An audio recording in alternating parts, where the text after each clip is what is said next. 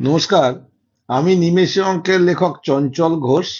YouTube channel the ideal Chanchal Ghosh follow করুন, তাহলে খুব সহজেই এবং খুব তাড়াতাড়ি অঙ্ক, জিকে এবং জিআই শিখতে পারবে। চলো শুরু করি। দেখো, আজকে শেখাবো ত্রিভুজ কাউন্টিং, ত্রিভুজ গণনা। এই যে ছবিটা, এই ছবিতে ত্রিভুজ গণনা, এটা বহু পরীক্ষায় এসছে। এই যে 3 নাম্বার ছবিটা, এটা ইউপিএসসি তে এসছে সম্প্রতি, রেলে আসে, সিজিএল এ আসে, পুলিশের পরীক্ষায় আসে। এই কোশ্চেনটা বহুবার আসে যে এটাতে কটা ত্রিভুজ আছে। তা আমি আজকে প্রথম থেকেই দেখাই, এবং এটা একটা নির্দিষ্ট নিয়ম মেনে হয়। সেই সূত্রটা আমি এখানে লিখে দিয়েছি। ত্রিভুজের সংখ্যা n × n+2 2n+1/8, এই সূত্র ধরেই হবে। এবার এই সূত্র ধরে করতে গেলে এনটা কি সেটা আমাকে জানতে হবে। তাহলে এখানে আমি এই ঘরের ছবিটা দেখাই। 1 নম্বরে যে কোনো এক পাশ, আমি এই পাশটা ধরেই নেব। আমি এ পাশ ধরে নিতে পারি, এ পাশ ধরেও নিতে পারি, যে কোনো এক পাশে নিতে হবে। তা আমি এই পাশ ধরেই প্রত্যেকবার নেব, এটা নিচ্ছি না। কটা ঘর আছে এইভাবে দু কাউন্টিং করলাম। তাহলে এখানে এন হলো 2।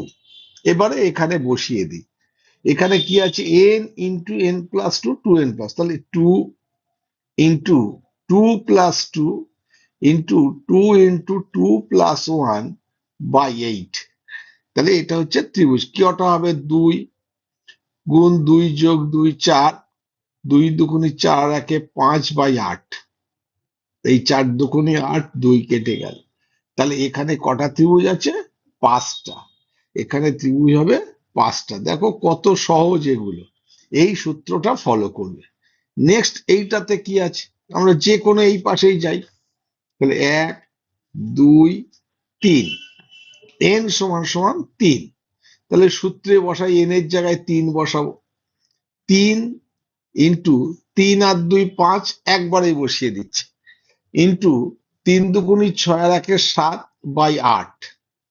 এইবার এটা কাটাকাটি যায় না। 3 5 15, 7 15, 105/8।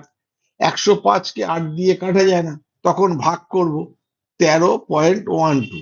সবসময় মাথায় রাখবে, যখনই এরকম দশমিক আসবে, সেই দশমিকের পরের গুলো দাম দেবে না, এখানে পূর্ণ সংখ্যাটা নেবে। পূর্ণ সংখ্যা যেটা হবে সেই কটাই হবে ত্রিভুজ। তাহলে এখানে ত্রিভুজ হবে 13টা। এরপরে এইটাতে কি আছে? এইটা বহু পরীক্ষায় এসছে।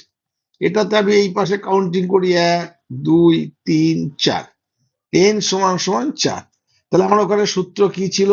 n × n+2 × 2n+1/8। তাহলে এখানে আমি n এর জায়গায় 4 বসাবো।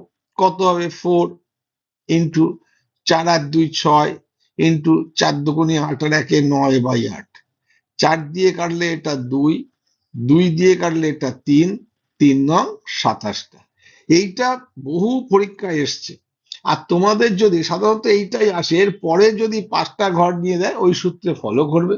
আর সব থেকে আরো ভালো, তোমরা যদি এটা মনে রাখতে পারো, এরকম 2টো ঘর হলে 5টা ত্রিভুজ হবে, 3টে ঘর হলে 13টা ত্রিভুজ হবে, আর 4টে ঘর হলে 27টা ত্রিভুজ হবে। এইটা যদি মনে রাখতে পারো, তাহলে সবগুলোই হয়ে যাবে, অথবা সূত্র ধরে করতে পারো।